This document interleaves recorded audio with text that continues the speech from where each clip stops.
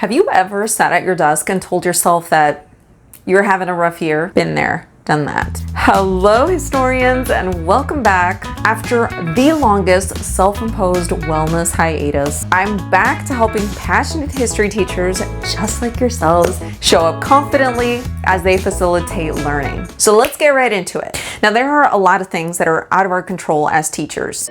Ms. Watson, your presence is requested in the principal's office. While we're not responsible and can't control what our students ultimately choose to do, there are steps we can take to support the classroom environment and also the expectations that we want to see. And working with school districts, with my teacher clients, and in my own teaching experience, let's be honest, these are some common mistakes that are oftentimes allowed to germinate, which eventually makes your job so much harder. Now, the first teaching mistake that may be setting you up for a challenging school year is confusing pick your battles with just letting everything slide. Now, just to be clear, this does not mean let's nitpick at everything. That's driving me bananas. Because if we don't point it out, we're letting everything slide. That's not it. A teacher who's constantly nitpicking at everything and everything is becoming this big escalated issue really needs to take the time to reflect on what actions and behaviors actually affect the two most important things in your class: learning and safety, both physical and emotional. Now, I know the first day of school, we're kind of nervous to rock the boat with our students, especially because we just met them. And we're nervous that we might break rapport with students before we even get the school year started. But here's the deal.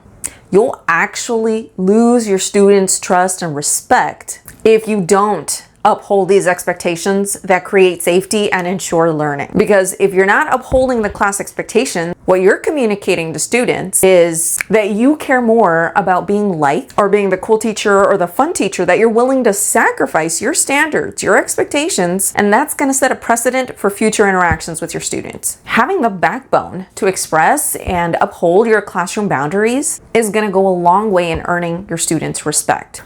The second mistake that may be making your school year rougher than it needs to be is planning for the next day every day. Now, at this point, you might be like, well, Cecilia, like, what else am I supposed to do? But here's what happens when you're planning day to day, every day. First of all, this is going to rattle your self-confidence. Because you have such limited visibility about what's around the corner, we're always going to be nervous about interruptions to our instruction. Oh my goodness, how am I going to, adapt to this interruption or this change in the curriculum? Like, what's the big picture? What are my students supposed to be getting out of this? Because right now, all I know and see is this one lesson. Now, here's the problem with that. If you don't have a GPS of where you're headed, how can you lead your students there? And worst of all, this starts to reflect in the way we show up, in the way we teach. And then students can sense it. And when students sense it, that makes us even more nervous. So if there's one thing that you need to prioritize and commit to, it is long-term planning. Now, it's unrealistic to tell you, well,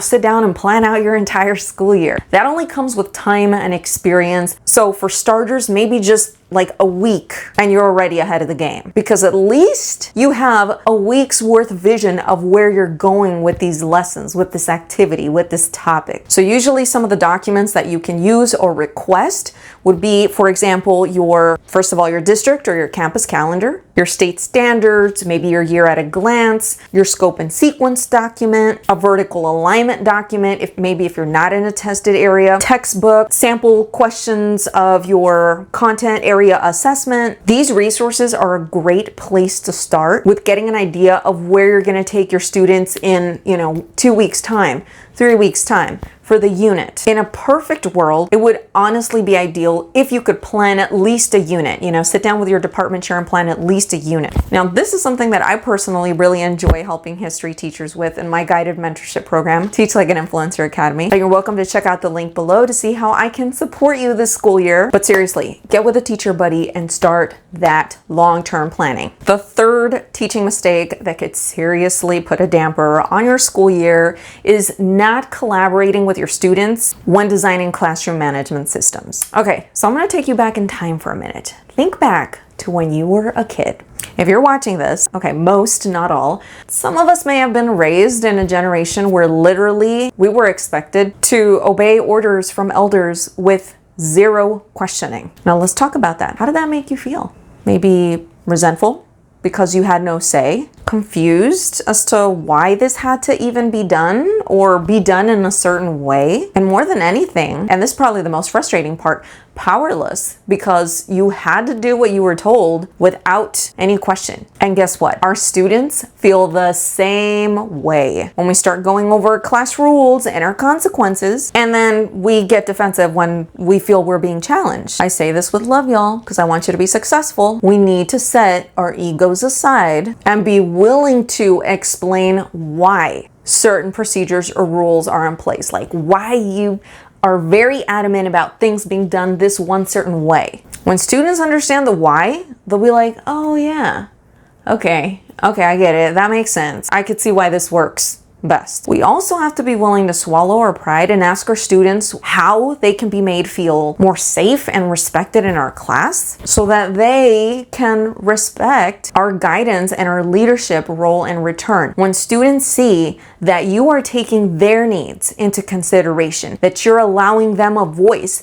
to collaborate with you, then it's not, oh, my teacher's the authoritarian who's just telling me what to do. Our teacher wants to make sure that everything is good for everybody. We also have to be willing to model and not assume our students should already know what expectations are like. And this was a mistake that I definitely made. I was like, it's, hands to yourself or whatever the expectation was. Students, that's self-explanatory. Like, they should know what it means. They didn't. So when you take the time to offer clarity, model for your students like, hey, this is what I mean when I say, this is the expectation, then it's like, okay, I see what my teacher wants here. And they also told us why it needs to be this way. Now, if you stuck with me this far and your wheels are turning with new ideas for your classroom, comment aha moment below and let me know which idea you connected with, or let me know which topic you'd want me to explore in greater detail. The fourth teaching mistake that may be setting you up for a disastrous school year is reaching out to parents the first time a student misbehaves. Now, let's get one thing straight. I'm not saying this is wrong. I did mention in the first point that it was essential that we uphold our classroom boundaries and expectations, but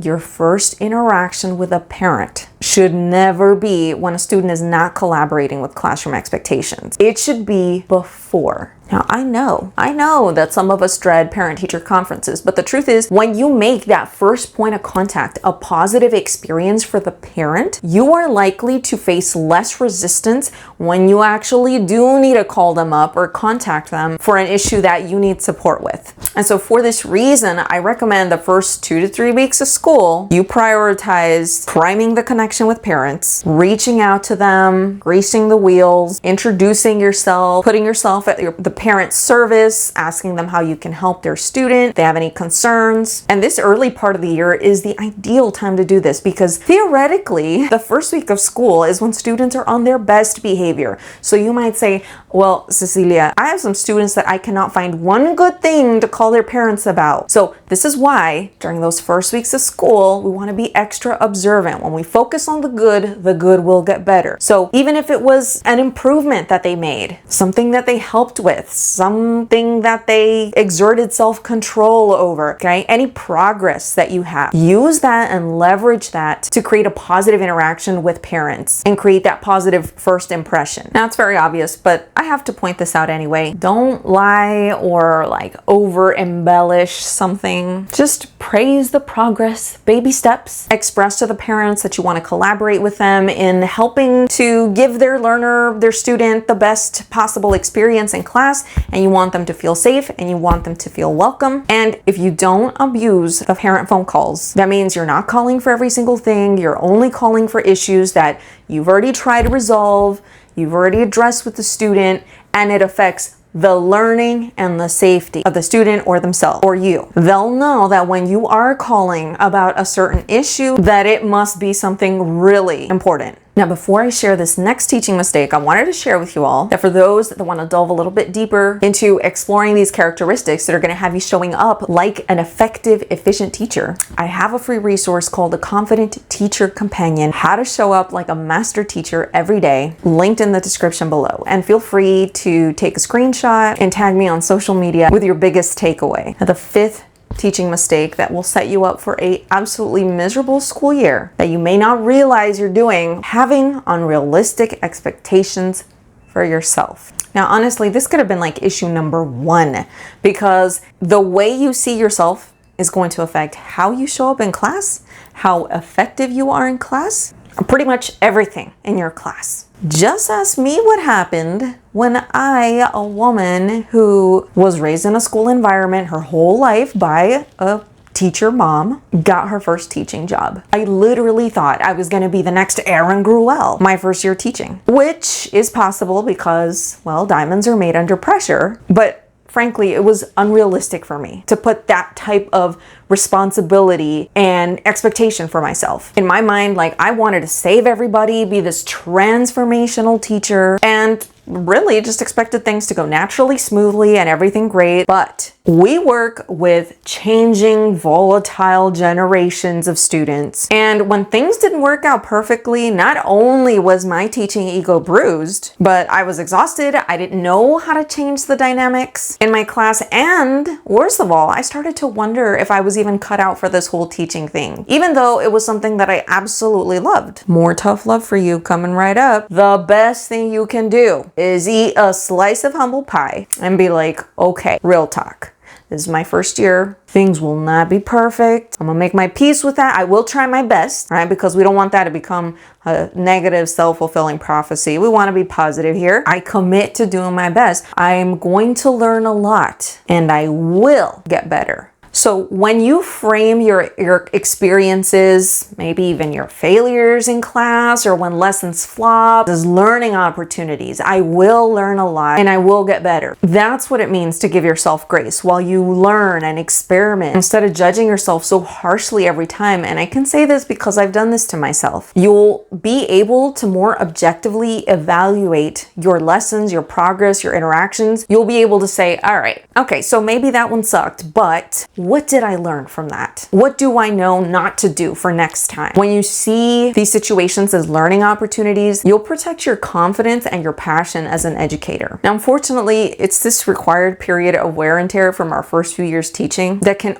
honestly burn us out before we've even gotten to experience the joy of feeling confident and successful. I don't want that to happen to you. But if you're feeling that, feel free to reach out to me at Teach Like an Influencer Academy in the link below. And let's chat about how I can help you navigate your way to becoming a confident and effective facilitator for your students. If you enjoyed this video, be sure to check out my playlist dedicated to more tips and insight for all my fellow first-year teachers. And I'll go ahead and link that here or somewhere up on the screen. As my favorite history teacher used to say, put your heart into it, con ganas. Until next time, class dismissed.